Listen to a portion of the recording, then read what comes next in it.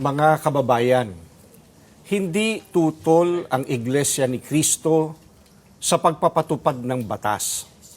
Pero tutol kami sa pagbaluktot sa batas, lalo na kung ang layunin ay para pagtakpan ang katiwalian. Gaya ng alam ng marami, si Senator Dante Marcoleta ay nanguna sa pag-iimbestiga sa isa sa pinakamalaking pandarambong na naganap sa ating kasaysayan. Sinimulan niya ito nang siya pa ang chairman ng Blue Ribbon Committee ng Senado. Subalit, pinalitan ng liderato ng kumiting ito. Gayunpaman, itinuloy niya ang paghahanap ng hustisya para sa atin ng mga mamamayan.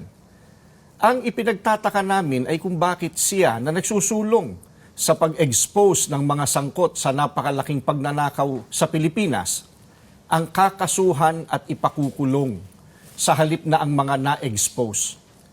Ang ikinakaso kay Senator Marcoleta ay plunder na isang non-bailable crime.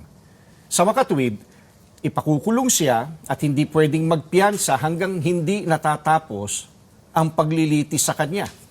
Sa madaling salita ay hindi na niya maitutuloy ang paglalantad o pag-expose sa mga sangkot sa pandarambong na naganap. Pero paano naging plunder ang pagtanggap ng campaign donation?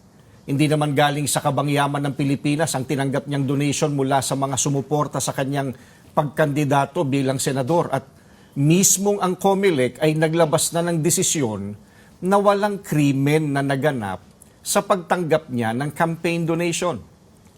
Sinusuportahan ng Iglesia ni Cristo ang itinataguyod ni Senator Marcoleta dahil ito rin ang posisyon namin.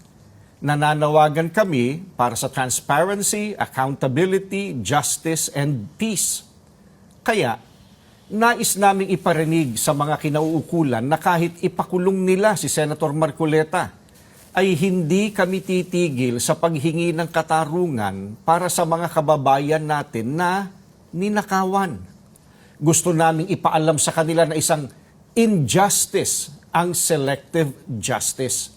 At hindi kami mananahimik sa harap nitong napakalaking pagyurak sa katarungan na hinihingi ng ating mga kababayan.